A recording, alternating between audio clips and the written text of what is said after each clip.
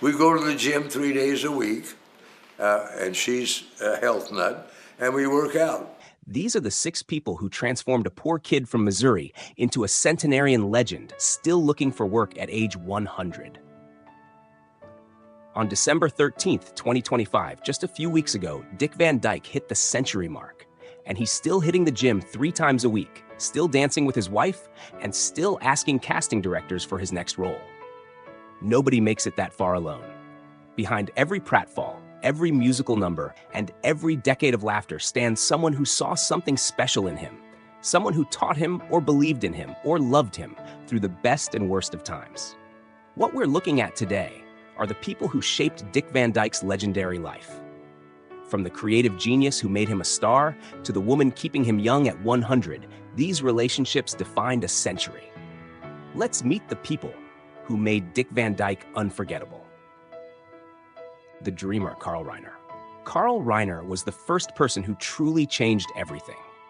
Back in 1961, Reiner had an idea for a television show about a comedy writer working in New York, and he'd actually written it for himself initially.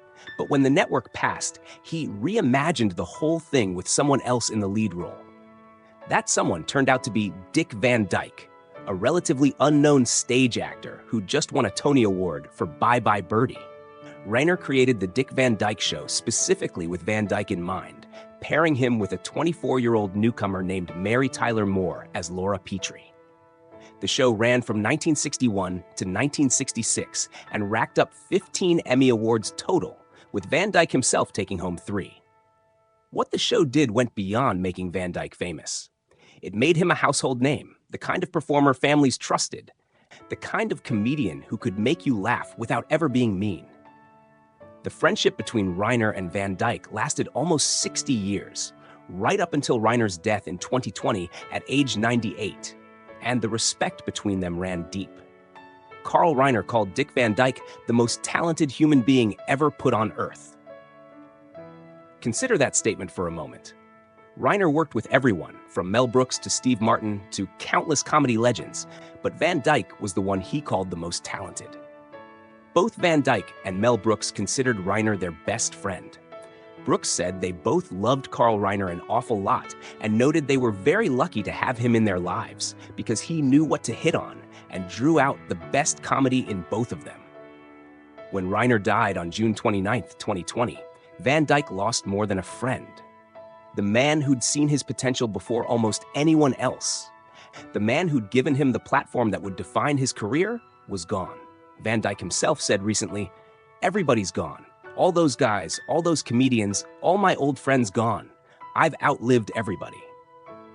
Reiner appeared posthumously in Van Dyke's 100th birthday documentary that showed in theaters just last month, and even in death, he remains part of Van Dyke's story.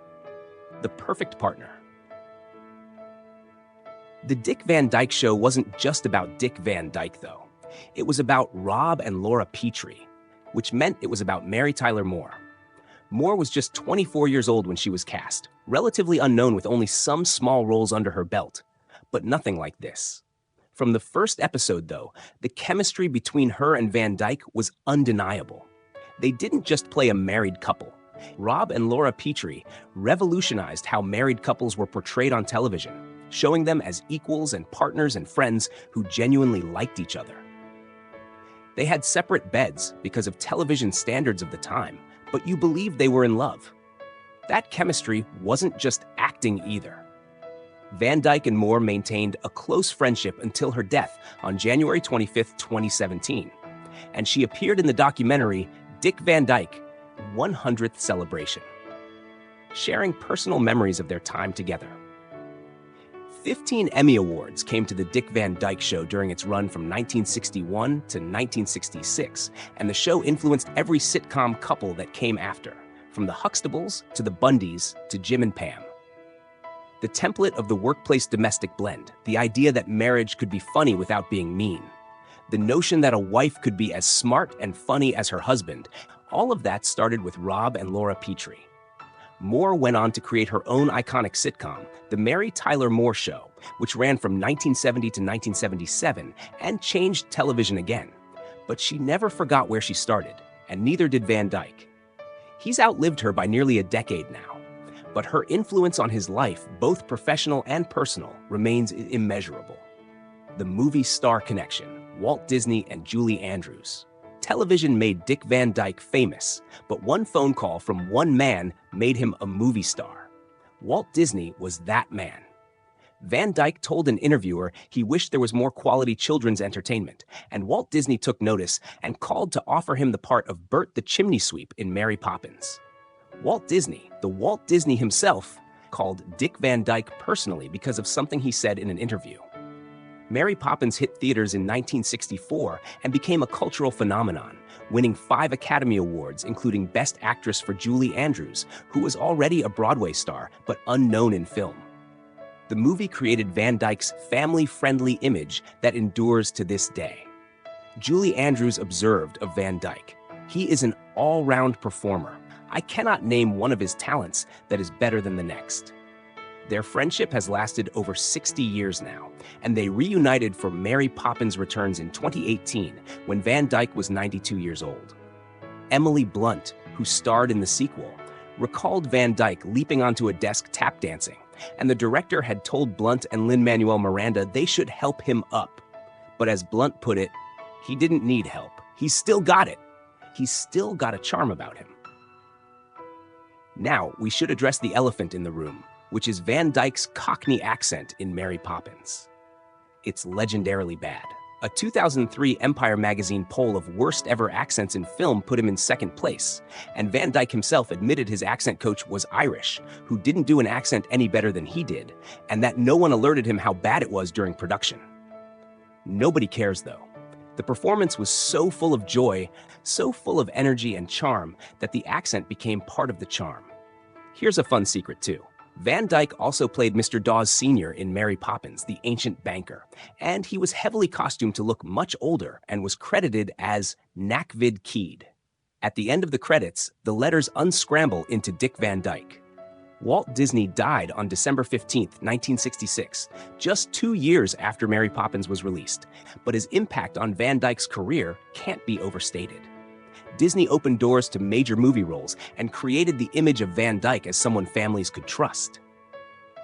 Van Dyke was named a Disney legend in 1998, and when Disney made Mary Poppins Returns, he returned to play Mr. Dawes Jr., the son of the character he'd played in Secret 54 years earlier. The teachers, Stan Laurel and Gower Champion. Where did Van Dyke's talent come from, though? Who taught him how to move, how to dance, how to make physical comedy look effortless? 2 men shaped his performance style, one he idolized from afar, and one who literally taught him to dance when he had no training whatsoever.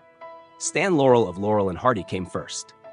Van Dyke often said he brought to his roles a supple physicality influenced by silent film heroes such as Laurel and Hardy and Buster Keaton, and that graceful, elastic movement, the ability to trip over nothing and make it look choreographed, that came from studying Laurel. Van Dyke started performing young, around age 4 or 5, when he played baby Jesus in a Christmas pageant. He said, "I made some kind of crack. I don't know what I said, but it broke the congregation up. And I liked the sound of that laughter." That desire to hear laughter again drove him toward comedy, and Laurel showed him how to sustain it over a career. The everyman quality they both possessed, the ability to be funny without being cruel, the physical grace despite seeming clumsy, all Laurel. Stan Laurel died on February 23, 1965, and Van Dyke stated they met, though specific details are limited, but the influence is obvious in every stumble, every double take, every moment of physical comedy Van Dyke has ever done. Then there's Gower Champion, the Broadway director and choreographer who won 8 Tony Awards during his career. When Van Dyke auditioned for Bye Birdie with no dance experience and did an impromptu soft shoe out of nervousness, Champion went on stage to inform Van Dyke he had the lead. Van Dyke protested he couldn't dance, and Champion replied, "We'll teach you." That's exactly what Champion did. Van Dyke, although highly praised for his dancing in Mary Poppins and Chitty Chitty Bang Bang, was never trained as a dancer and did not begin dancing until he was in his 30s. Champion died on August 25, 1980, but he'd given Van Dyke the dancing skills that became signature to his performances and the confidence to pursue musical roles for the rest of his career. The Loves: Margie, Michelle, and Arlene. Now let's talk about the women who loved Dick Van Dyke across 8 decades of his life, because his romantic story is almost as long as his career. Margie Willett came first. They married in 1948 on a radio show called Bride and Groom because the show paid for the wedding rings, honeymoon, and household appliances. And after their wedding, the Van Dykes were so poor that they had to live in their car for a while. Margie and Dick had 4 children together: Barry Van Dyke, Carrie Beth Van Dyke, Christian Van Dyke, and Stacy Van Dyke. And their marriage lasted 36 years before they divorced in 1984. The marriage struggled in the 1970s during his alcoholism, and they separated in the mid-1970s before officially divorcing. Margie died in 2008, but the family she and Van Dyke created together continues, with 7 grandchildren and multiple great-grandchildren who appeared with Van Dyke in a Coldplay music video just last month. Michelle Triola entered Van Dyke's life in 1976, while he was still married but separated from Margie. Michelle was a singer and actress, famous for her landmark palimony case against actor Lee Marvin in the 1970s. And she and Van Dyke lived together from 1976 until her death in 2009, 33 years together, though they never married. Michelle supported him through later career transitions and was with him during his diagnosis murder years from 1993 to 2001, companion during his 60s, 70s, and early 80s. She died on January 30th, 2009. Then came Arlene Silver. Van Dyke met her at the SAG Awards in 2006 when he was 80 years old and she was 34. And they married on February 29th, 2012, when he was 86 and she was 40. Arlene is a makeup artist born September 21st, 1971, which makes her 54 years younger than Van Dyke, a 46-year age difference that would make most people raise an eyebrow. But Van Dyke credits his wife for keeping him young. He said, "She gives me energy, she gives me humor, and all kinds of support." Van Dyke puts it another way too. "She keeps me young because we sing and we dance, and she just keeps me a teenager." For his 100th birthday, his wife told People magazine he doesn't want to do anything. He wants to be in his room watching Jeopardy! Reruns with me. They dance together regularly, and Van Dyke says, "I've always loved the old soft shoe. It's just something about it, the old soft shoe. It flows. And my wife and I do it together."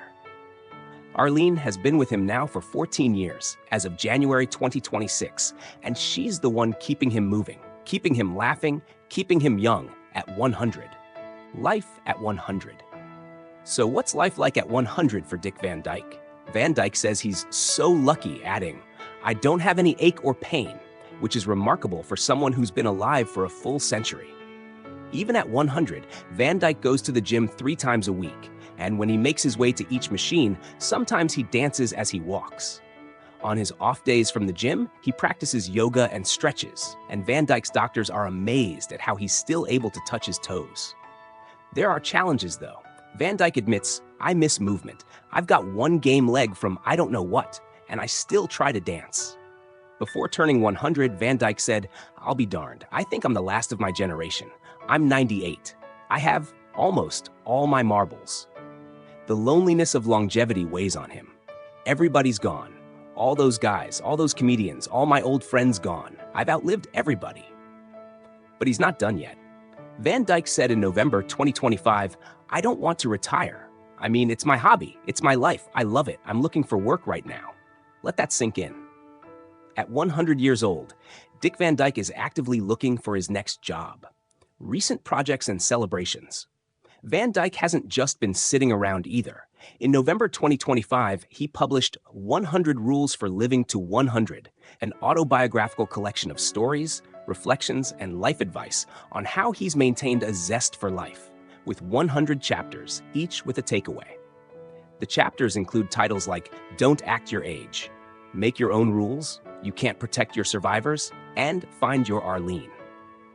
In December 2024, Van Dyke appeared in the director's cut version of Coldplay's All My Love music video, where he spoke about how his career aligned with his desire to remain a kid at heart, saying he's one of those lucky people who got to do for a living what I would have done anyway. Towards the end of the video, Van Dyke welcomes his children, grandchildren, and great-grandchildren into frame to dance with him. A documentary called Dick Van Dyke 100th Celebration showed in theaters on December 13th and 14th, 2025, a feature-length film 3 decades in the making that traces his 8-decade career. The documentary includes personal memories from Mary Tyler Moore, Carl Reiner, Sheeta Rivera, Michelle Lee, Tim Conway, Rose Marie, Maury Amsterdam, Betty White, and Derek Ho. In 2024, Van Dyke became the oldest winner of a Daytime Emmy for a guest role on the soap Days of Our Lives at age 98, though his record was broken last month by 99-year-old Sir David Attenborough. The career that defined generations. Van Dyke's career achievements read like a fantasy. 6 Emmy Awards, with 3 for The Dick Van Dyke Show, a Tony Award in 1961 for Bye Birdie, and a Grammy Award in 1965 for the Mary Poppins soundtrack, plus the SAG Life Achievement Award in 2013, Kennedy Center Honors in 2020 and 2021, induction into the Television Hall of Fame in 1995, a star on the Hollywood Walk of Fame in 1993, and being named a Disney legend in 1998. The Dick Van Dyke Show ran for 5 seasons from 1961 to 1966, 158 episodes that won 15 Emmy Awards total. Diagnosis Murder ran for 8 seasons from 1993 to 2001, 178 episodes that kept Van Dyke on television well into his 70s. His film roles became iconic.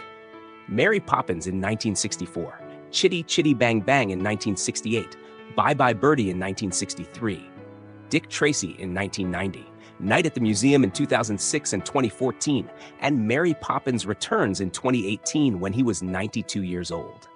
80 years in entertainment, from the 1940s to 2025, and still looking for the next role. The struggle with alcoholism. Van Dyke's life wasn't all pratfalls and musical numbers, though. In 1972, Van Dyke checked into a hospital for 3 weeks to be treated for his alcoholism, a struggle that nearly destroyed his first marriage and could have ended his career. Van Dyke recalled, "So I got rid of booze and cigarettes and all that stuff, which is probably why I'm still here." He's been open about his struggle with alcohol, saying, "There was a lot of response from people who were having drinking problems who said, 'Thank you for bringing it out into the sunlight.'" Quitting drinking and smoking in the 1970s saved his life and probably added decades to it. But the damage to his marriage with Margie was already done, and they separated in the mid-1970s before officially divorcing in 1984. The philosophy of a centenarian. What drives a man to keep going at 100? Van Dyke said, "The funniest thing is, it's not enough. 100 years is not enough. You want to live more, which I plan to." On aging, Van Dyke explains, "You know I played old men a lot, and I always played them as angry and cantankerous. It's not really that way. I don't know any other 100-year-old, but I can speak for myself." His secret to longevity comes down to a few things. "I think keeping moving. I don't sit still often," he says, and then adds about his personality. "I've decided people are born with a certain personality and a certain outlook, a certain perspective. I tend to look on the good side of things." Keeping a sense of playfulness in his life helps him experience a lot more fun, and his marriage to Arlene, 46 years his junior, keeps him dancing and singing like a teenager. Van Dyke's philosophy on his legacy is the most telling, though. He said, "I don't care how long the memory of me, Dick Van Dyke, lasts in the world after I'm gone. I care about the survival of what I've shared with the world. Humor, compassion, a zest for living, a love of music. For as long as children are proudly belting out their new word, supercalifragilisticexpialidocious, or singing and skipping along to Chim Chim Cherry, the most important part of me will always be alive." Dick Van Dyke turned 100 on December 13th, 2025, and he's still here, still moving, still looking for work. Carl Reiner gave him the platform. Mary Tyler Moore gave him the partnership. Walt Disney and Julie Andrews gave him the magic. Stan Laurel and Gower Champion gave him the moves. Margie gave him a family. Michelle gave him companionship through 3 decades. Arlene keeps him young. These are the 6 people, well, 7 really, who shaped Dick Van Dyke's legendary life.